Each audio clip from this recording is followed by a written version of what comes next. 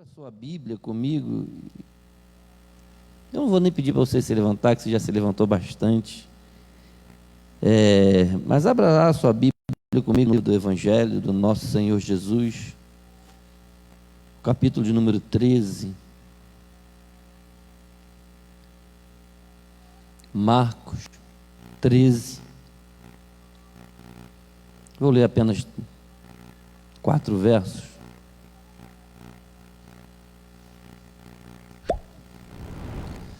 A paz do Senhor para você que está em casa. Quero lembrar os irmãos, né? Minha esposa não está presente porque ela está cuidando da mamãe dela. Hoje, provavelmente, ela está assistindo o culto pela internet. Que Deus possa abençoar a nossa irmã Maria, né? E ela, hoje é dia dela cuidar da mamãe dela, os irmãos sabem. Mas eu tenho certeza que Deus está lá com a serva do Senhor. Querido, vamos ler o texto sagrado? E saindo ele do templo, disse-lhe um dos seus discípulos, né? Um dos seus discípulos falou com Jesus assim: Mestre, olha que pedras e que edifícios. Aí Jesus olhou para ele e, respondendo Jesus, disse-lhe: Vê esses grandes edifícios, não ficará pedra sobre pedra que não seja derrubada. E assentando-se ele no Monte das Oliveiras, defronte do templo, Pedro, e Tiago, e João e André lhe perguntaram em particular: Dize-nos quando serão estas coisas e que sinal haverá quando todas elas estiverem para se cumprir. Senhor, em nome de Jesus eu te peço, Senhor, mais uma vez a tua graça, porque a tua palavra é poderosa, e que ela possa alcançar, ó Deus, o propósito para o qual ela foi enviada nessa noite, para, ó Deus, nos revelar a tua vontade e o teu querer. Tem misericórdia de mim, abençoa os teus filhos, e que toda mente, todo pensamento seja cativo a obedecer a tua palavra.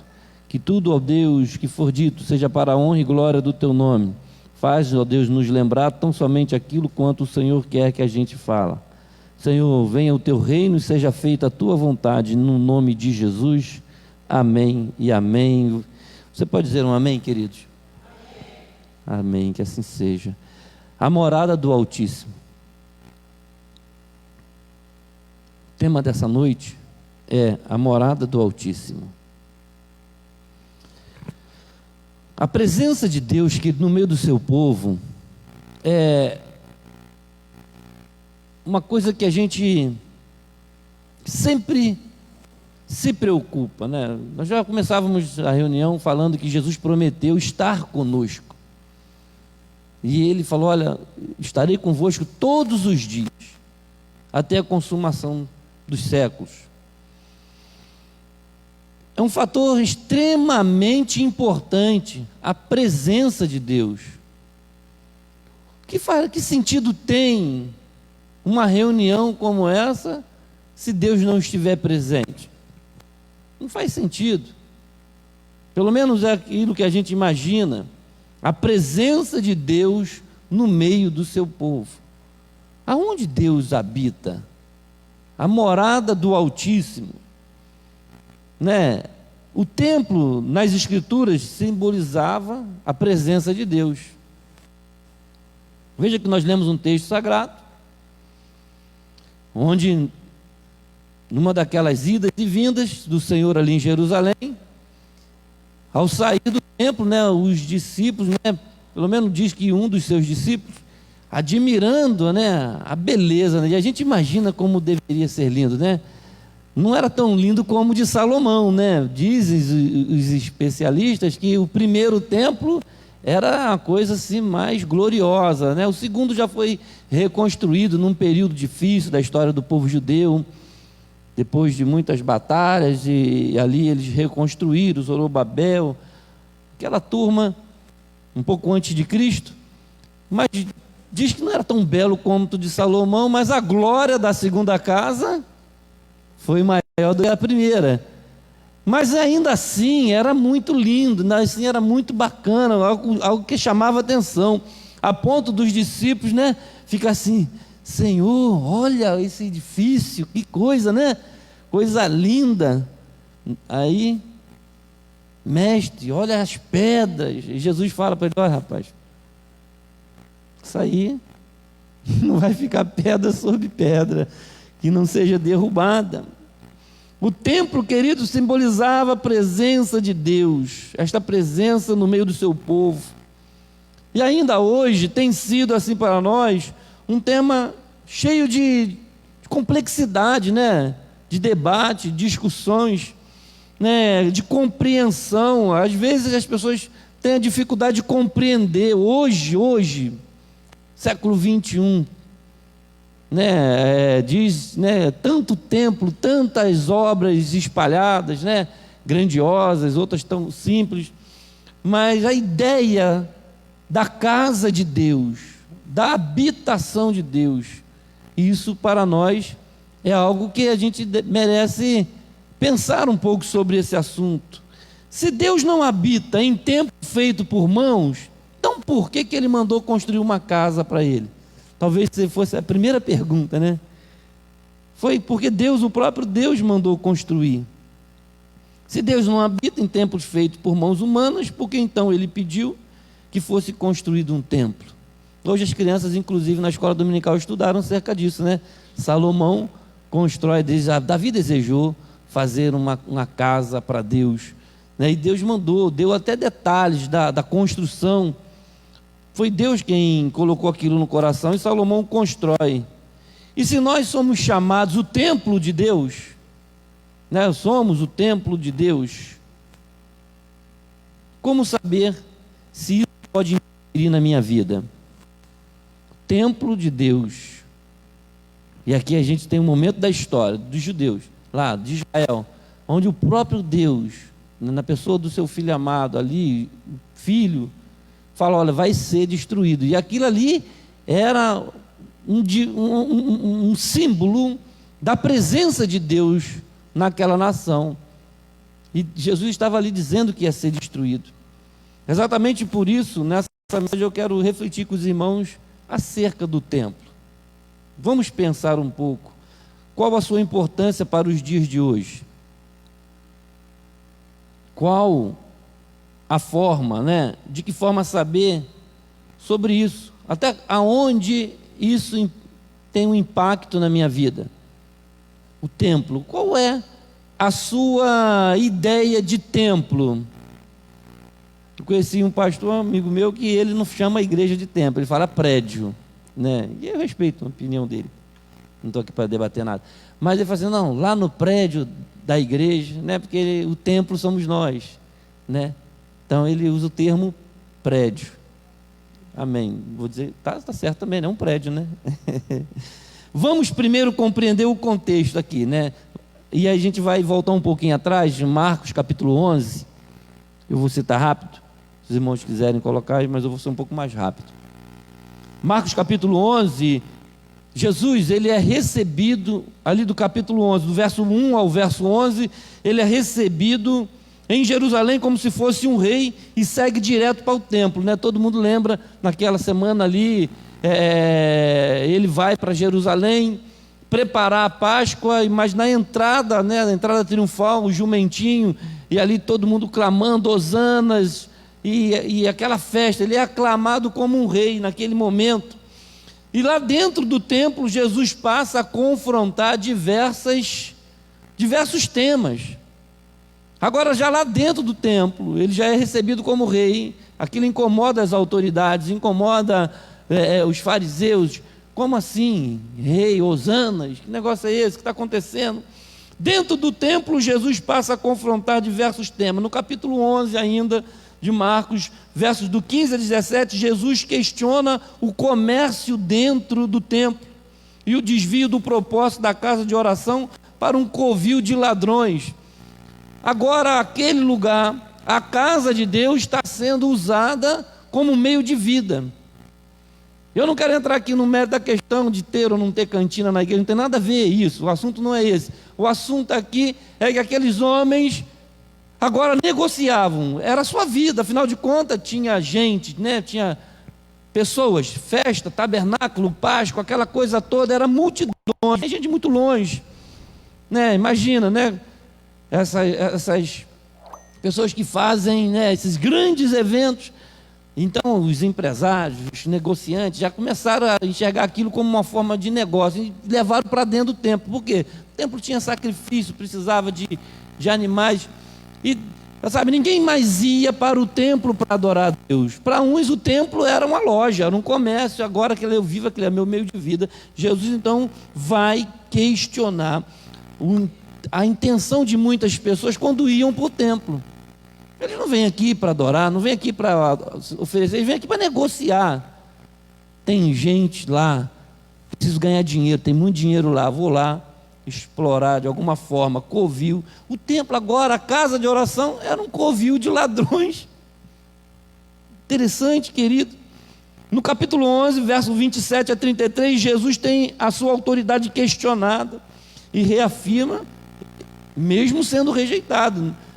Eles vão falar: com que autoridade você vem falar essas coisas, você vem fazer isso? Quem te deu autoridade? Jesus vai também se defender, falando acerca de João, e a gente não vai ler todos os textos, depois eu vou encaminhar a mensagem para vocês vão ter oportunidade de fazê-lo em casa.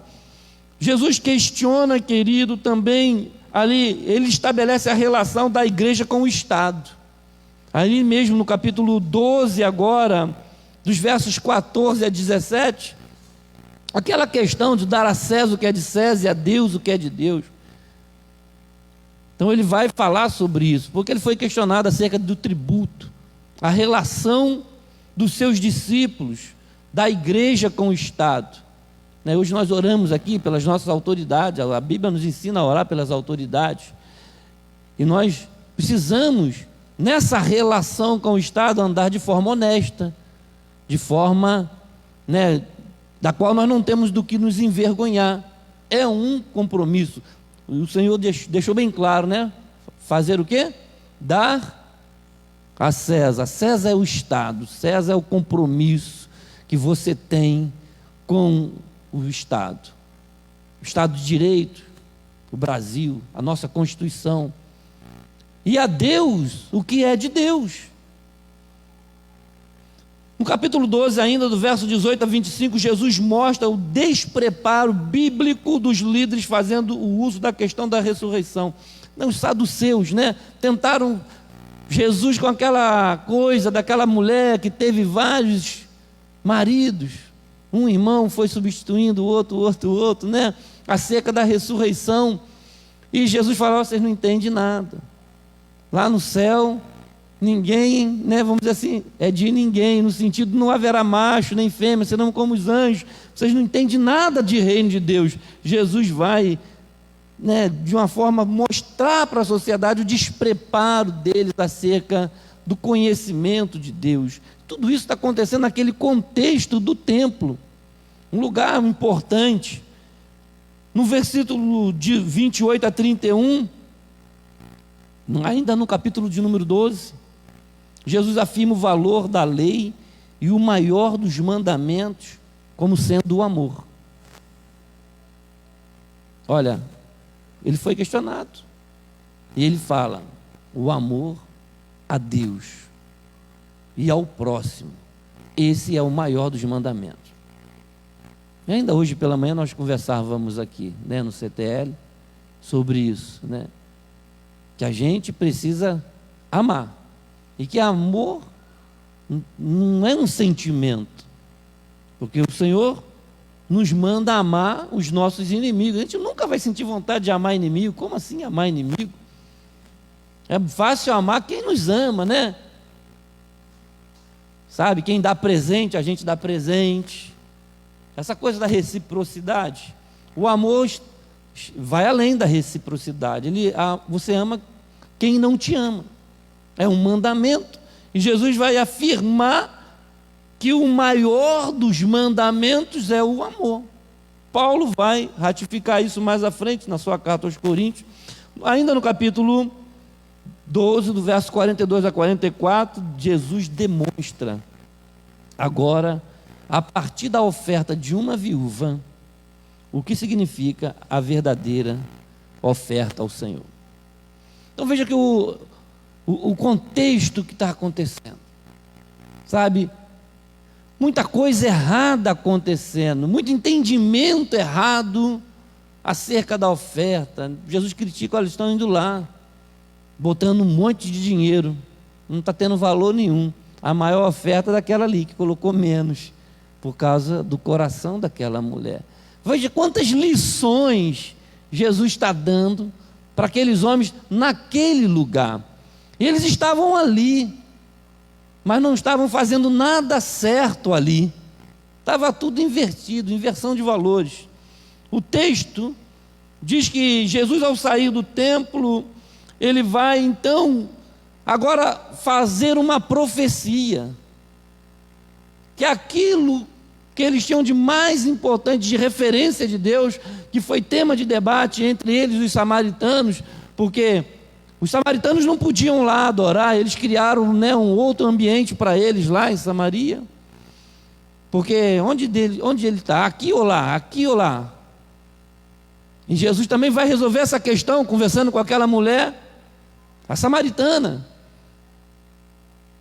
No momento ele fala: olha, mulher, não é nem aqui nem lá. Os verdadeiros adoradores adorarão o Pai em espírito e em verdade, porque Deus é espírito. Quando seria esta destruição? Que profecia forte, né? Está vendo aí? Vai acabar tudo, isso tudo vai ser derrubado. Algo que representava Deus dentro da história daquele povo, dentro da cultura. Imagina, nossos pais construíram aqui e vai quebrar nada, não vai ser assim, sabe? A destruição da antiga casa de Deus ocorreu no ano 70, e aquela profecia se cumpre. Jerusalém invadida, época de Tito, né? Ali o templo é destruído, é queimado, acabam com tudo, roubam a arca, né? Estão procurando a arca até hoje, né? Dizem que acharam, né? Eu vi uma reportagem que tem um povo aí que achou a arca e está escondida lá e ninguém pode ver. Aí é o grande mistério, né? Ninguém pode ver. Então eles botaram lá, tem uns guardião, né? Eu vi a reportagem, tem uns guardiões lá e dizem que a arca está lá dentro, né? Mas ninguém pode ver. Até que prove o contrário, ela está lá dentro. Dos Indiana Jones da vida, né? A arca foi levada, a casa de Deus destruída. Hoje você tem em Jerusalém parte do muro das lamentações, muro que protegia aquela casa. Sabe, querido, Jesus havia profetizado. Abra comigo João capítulo 2, os versos 14 a 22, eu quero ler esse texto.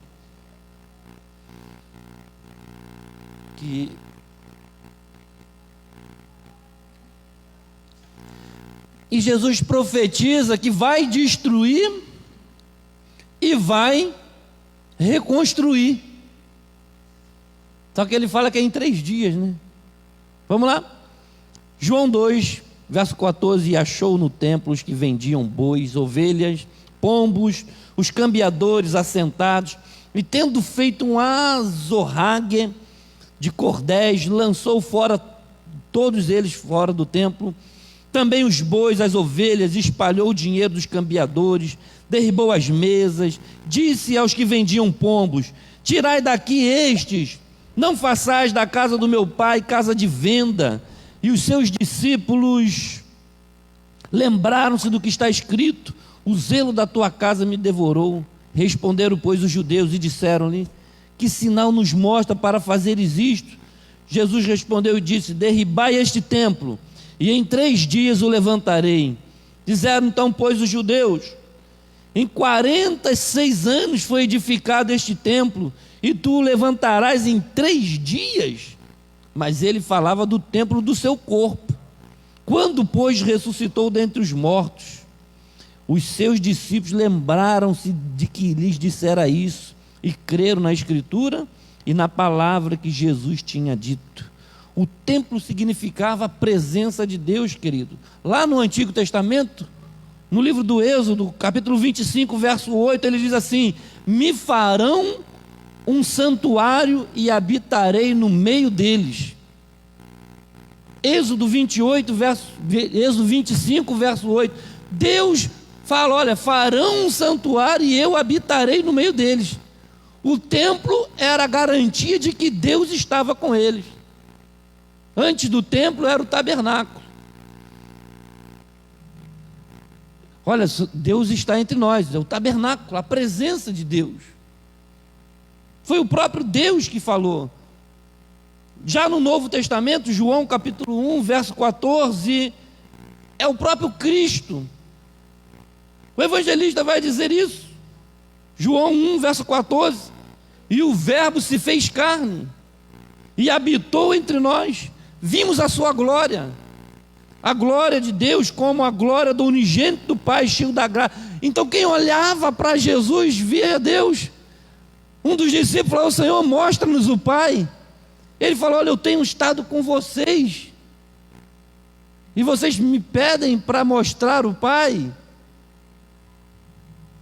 Então agora já não era mais o templo, agora era o próprio Cristo, Deus encarnado. A presença, a glória de Deus entre os homens era o Cristo.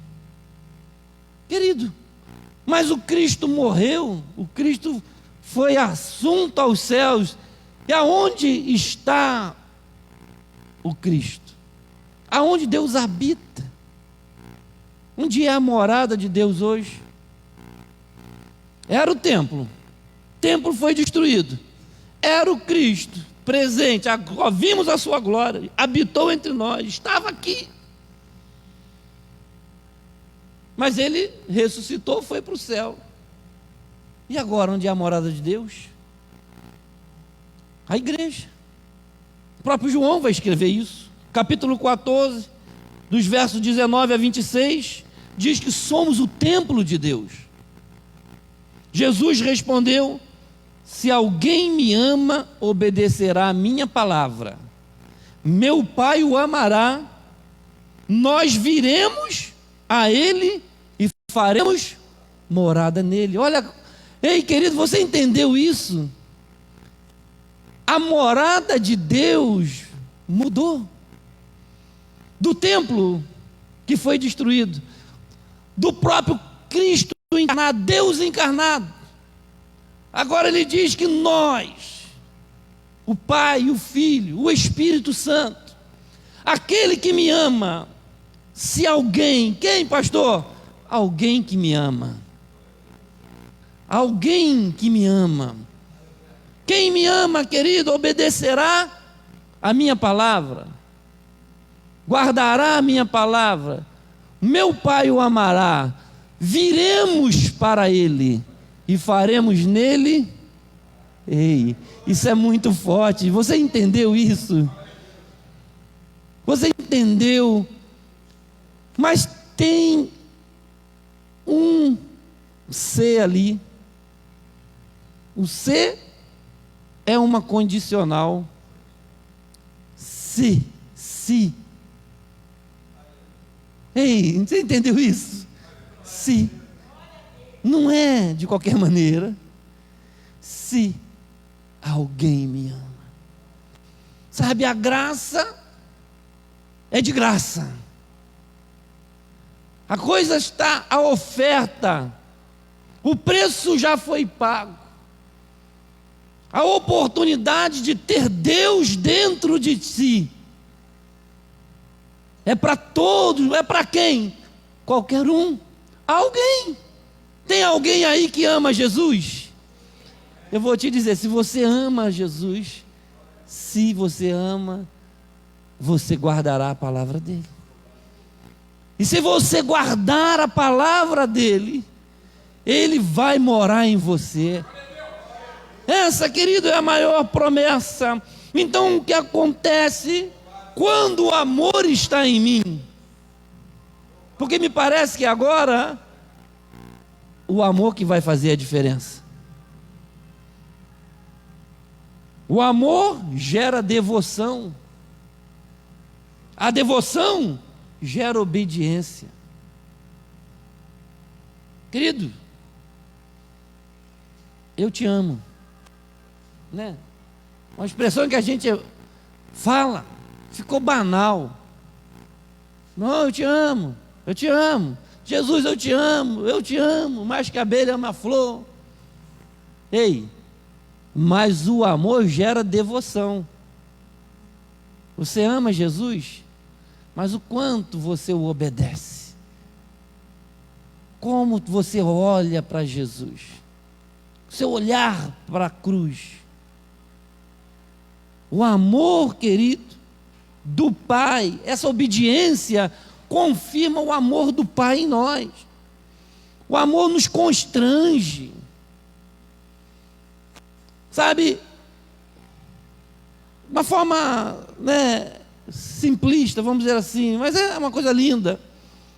Quem tem filhos sabe disso, né? Quando aquela criança olha para você e fala assim: pai, mãe, eu quero isso, tal, sabe? Mas é diferente. Aquela inocência daquela criança, sabe? Você fala assim: meu Deus do céu, eu tenho que fazer isso, sabe? É o amor. Mas o amor de Deus é maior do que isso quando Ele nos olha, porque Ele diz que pode ser até que tem mãe que não sinta isso.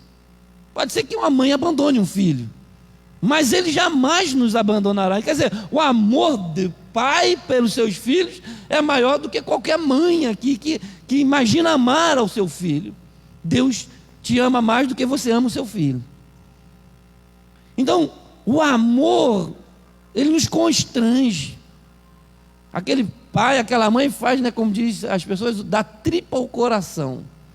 E a gente vê cada história, né, de superação, porque aqueles pais amam aqueles filhos, sabe, e se entregam, vive. A verdade é que os pais vivem para os filhos, quando ama de verdade.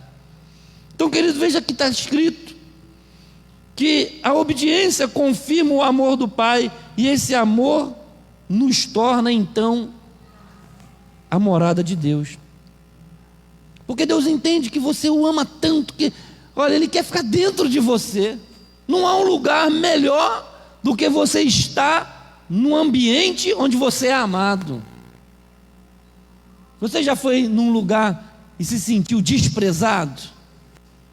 Você não sentiu vontade de voltar, porque foi tratado com indiferença, porque foi tratado, sabe, com discriminação. Olharam para você, você falou: aqui não é o meu lugar. Fizeram pouco caso de mim. Me parece que é isso que está escrito ali. Sabe, quem me ama, me obedece. E quem me obedece, sabe o que a gente faz? A gente vai morar lá, porque o lugar é bom, a casa me recebe bem. Nós vamos e faremos morada nele, nesse lugar. O tabernáculo de Deus, a habitação de Deus no mundo hoje, queridos, somos nós, aqueles que o amam. Quando o mundo nos vê, deve ver a glória de Deus em nós, porque se Deus está presente em nós, nós vamos refletir essa glória. Tem a ver com o que Paulo escreve lá dos frutos do Espírito. Logo, se o Espírito está em mim, e o Espírito é o próprio Deus, é o Espírito de Deus, e Deus é Espírito, logo, querido, as minhas obras, as minhas atitudes, o meu comportamento é dele. Já não vivo mais eu, mas Cristo vive em mim. Você está compreendendo isso? As coisas começam a fazer sentido, pastor.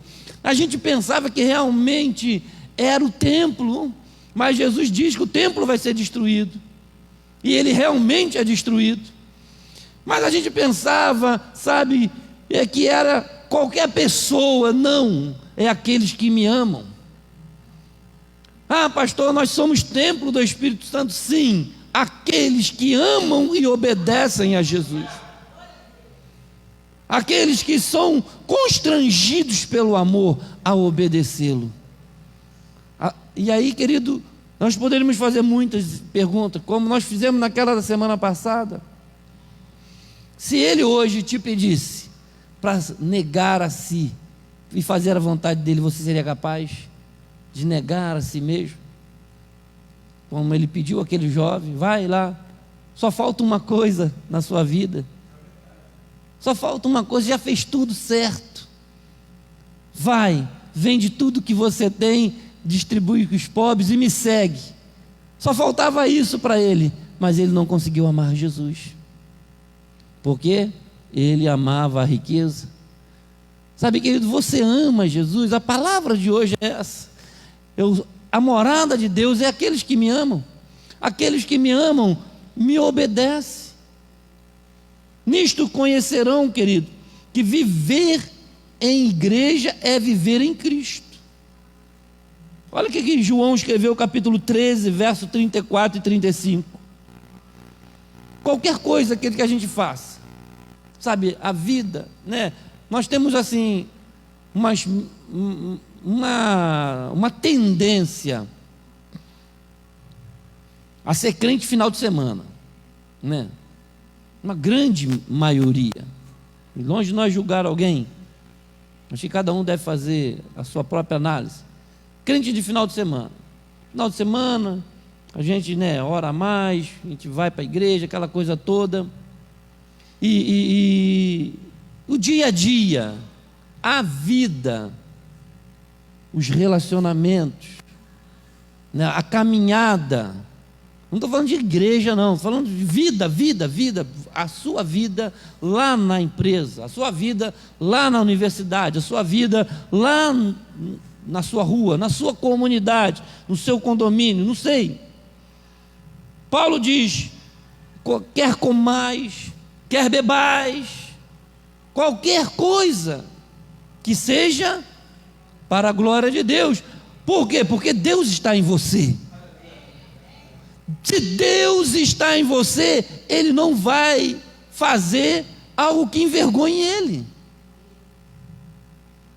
Se Ele controla suas emoções, seus impulsos, se Ele controla os seus pensamentos, é o fruto, vai sair o que de lá? Compreende? Compreende? Nos seus relacionamentos. Diz o apóstolo João, nosso Senhor dizendo, né?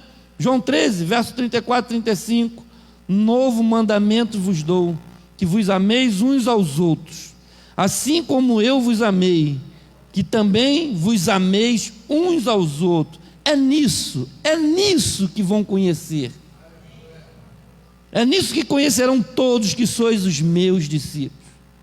Quando, ou se estiverdes, olha o se aí, esse se que é o problema. Não sei se ele é o problema, se ele é a solução, mas ele faz a diferença. Se tiverdes amor uns aos outros, porque o amor constrange, querido. Se não tem amor, não é morada de Deus. Eu não posso dizer que amo a Deus se não amo os meus irmãos. Logo, Deus não está em mim. Uma coisa que a gente aprendeu lá na escola, né? Negócio de contém, está contido, né? Aí tinha aqueles negócios um dentro do outro ali. É mais ou menos aquilo ali. Quem lembra dessas primeiras aulinhas de matemática aí? Contém, não contém. Está contido, não está contido. Contém Deus aí dentro de você? Ou não contém? Está contido ou não está contido?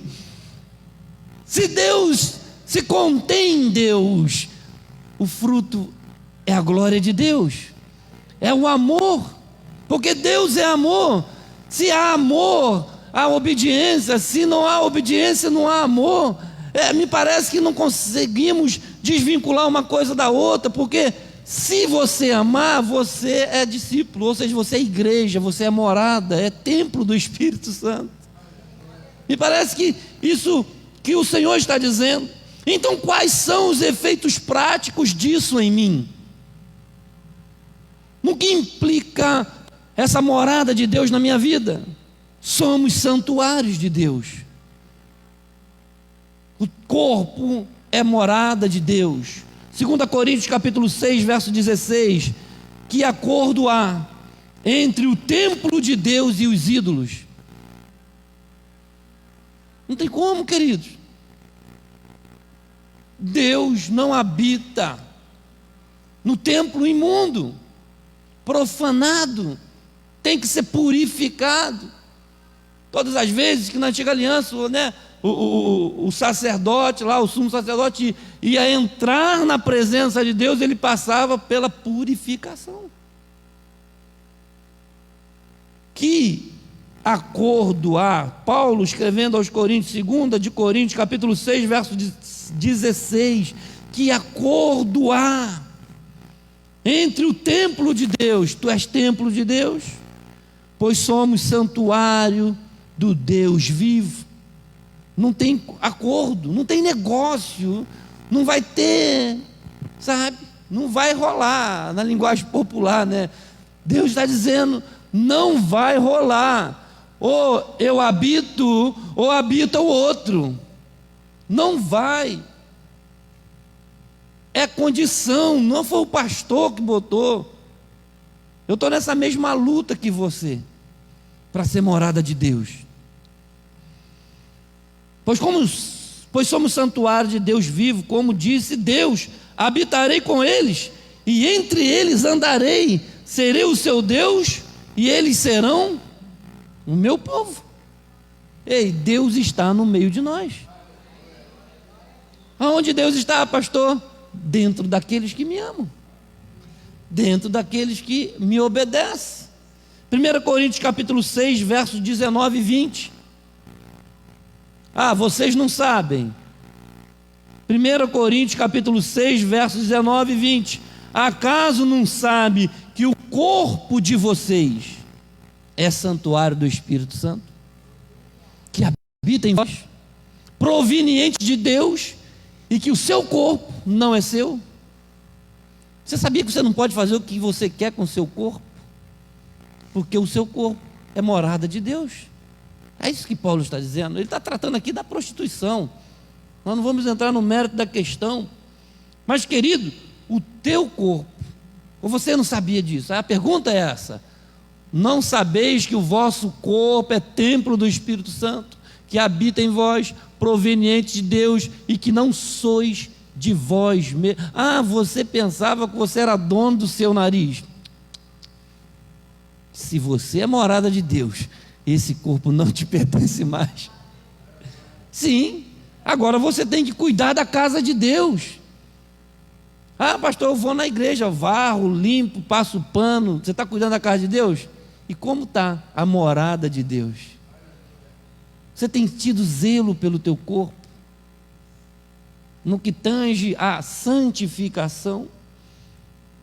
Você não sabia disso? Meus irmãos, a nossa santidade não é uma questão de opção, sabe? Para se sentir melhor. Tem época que a gente se santifica, né? Vou fazer um jejum, vou fazer uma campanha, vou parar de fazer aquilo. Aí você se sente leve, né? Parece que saiu um negócio de dentro de você, a consciência fica leve, tipo assim, Deus está feliz comigo. Aí você se santifica para ter essa sensação. Não, querido. A santidade não é uma opção. A santidade não é de vez em quando eu estou me sentindo muito mal, aí eu vou orar mais, eu vou parar de fazer aquilo que acho que Deus não gosta. Olha, acho que Deus não gosta daquilo, e sabe que Deus não gosta daquilo, sabe que aquilo te separa, faz separação entre você e Deus. Sem santidade ninguém verá o Senhor. Nós fomos chamados para ser templo do Espírito Santo. Nós fomos chamados para ser casa de Deus, morada do Altíssimo. Você não foi chamado para outra coisa. Deus, quando te criou, Ele falou: eu vou habitar no meio deles, eu vou fazer morada entre eles, eu estarei com eles. E Deus está aqui ou não está? Ele vai estar dentro de nós, fazer morada, habitação de Deus. Sem a santidade Ele não vem, querido. Deus não entrará em nós, não habitará em nós. Somos a morada de Deus entre os homens. Eu queria chamar o Júnior para nós louvarmos ao Senhor. Deus disse: sejam santos, porque eu sou santo. A santidade é a condição para Deus morar. Pastor, mas como assim se santificar? Santificar é se separar. Tem a ver com exclusividade. Que acordo há entre o templo de Deus e os ídolos? Que acordo há, querido? Nós não vamos ter Deus em nós enquanto nós não nos santificarmos para Ele, como vasos de honra, como instrumentos de adoração. Eu queria te convidar a se colocar de pé nesse momento. Ser santo é ser o templo do Senhor. Sabe, a ideia de Deus, pensar na ideia de Deus é coisa, né, vai além da nossa capacidade, mas vamos lá.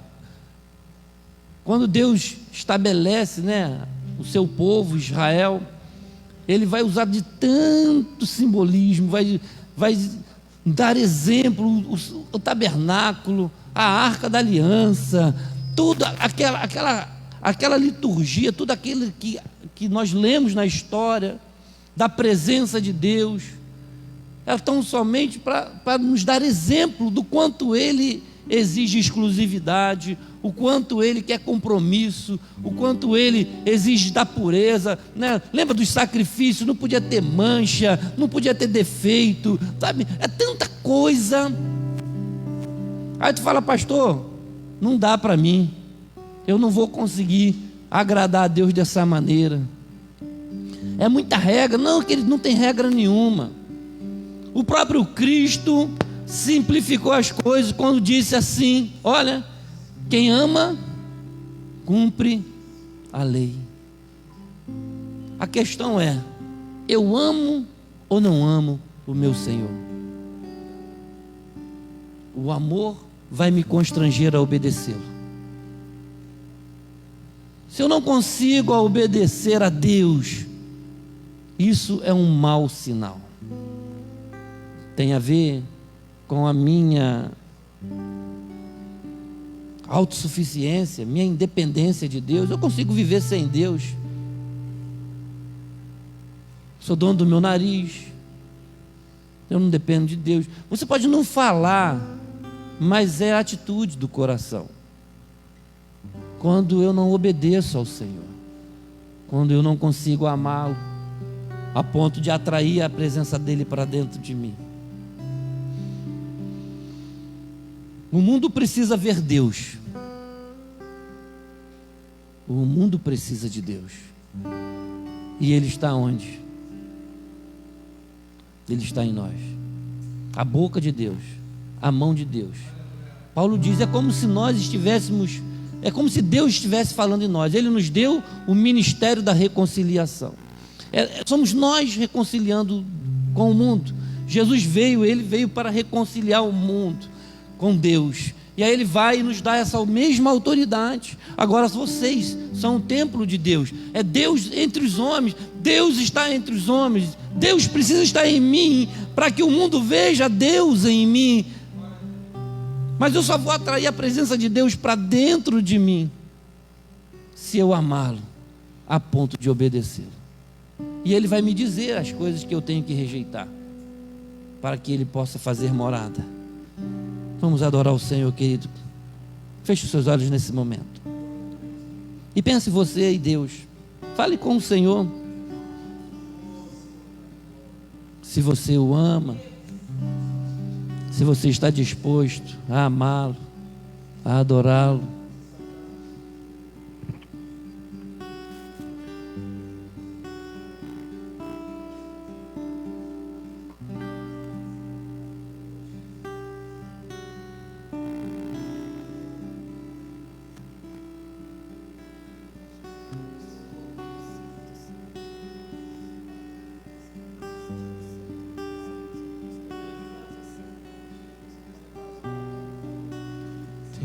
liberdade aqui, Espírito de Deus, Espírito de Deus.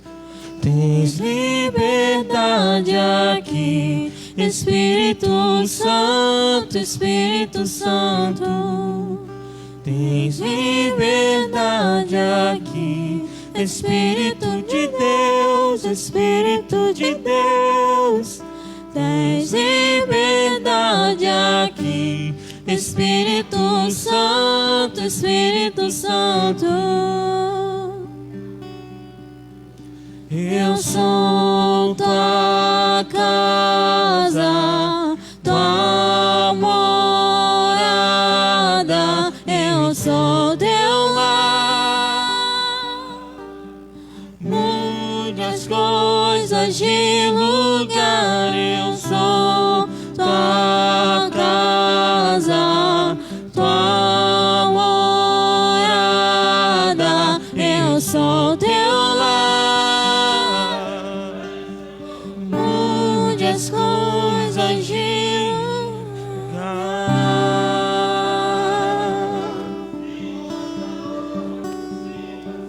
Tens liberdade aqui, Espírito de Deus, Espírito de Deus.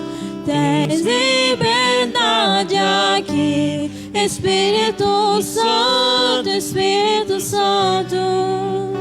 Tens liberdade aqui, Espírito de Deus, Espírito de Deus.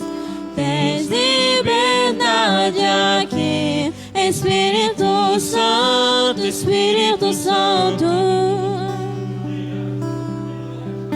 Eu sou tua casa, tua morada, eu sou teu lar.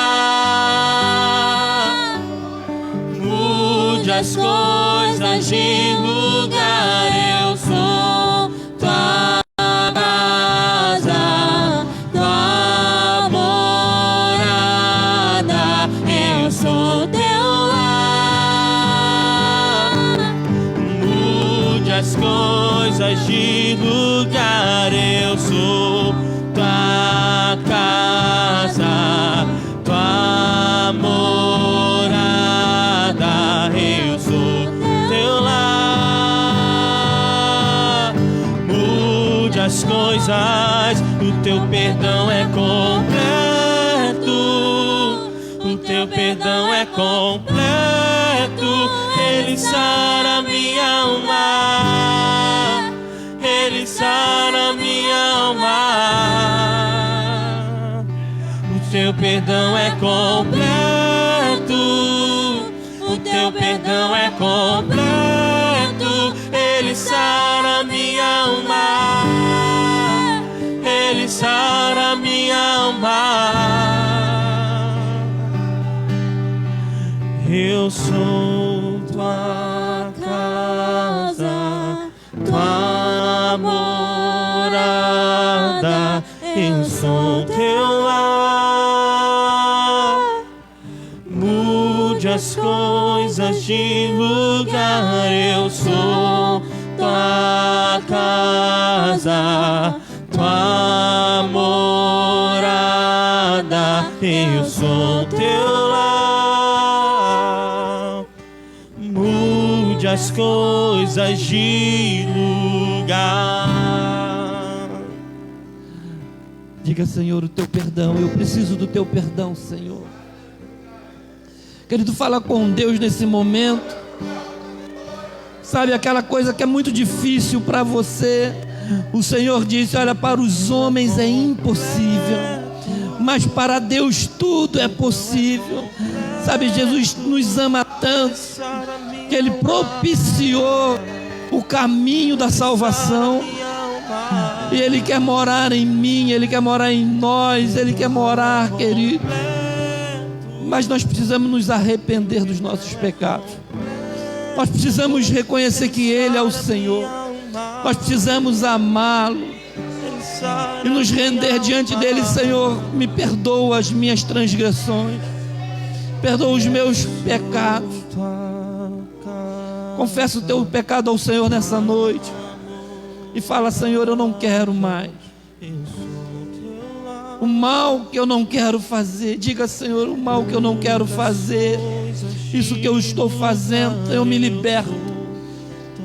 Se for necessário, grite.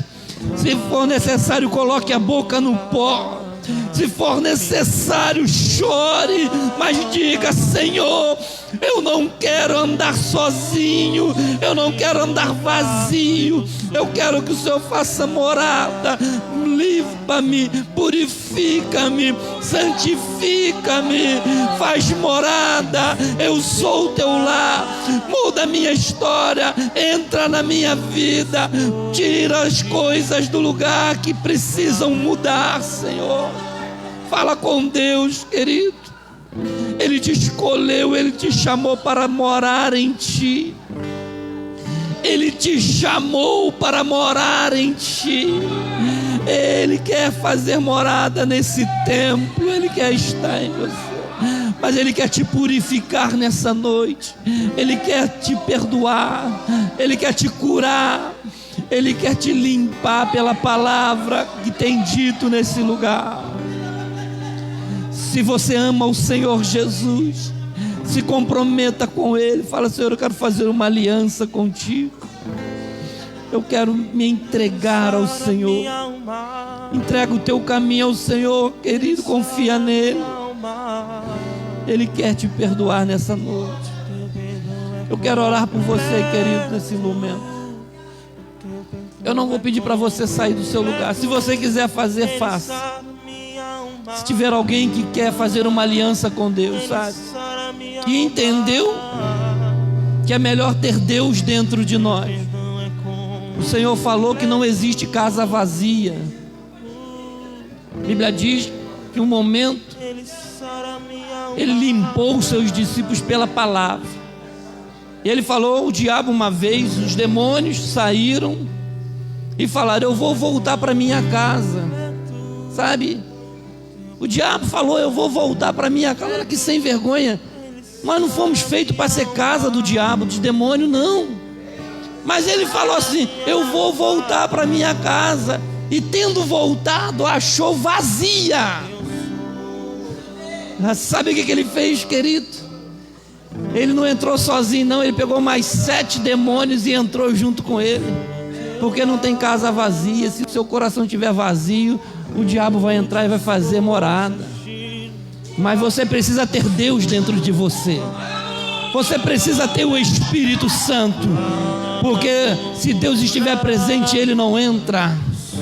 E Ele, Senhor, te limpou hoje nessa noite. Ele falou: você já está limpo pela palavra que eu vos tenho falado.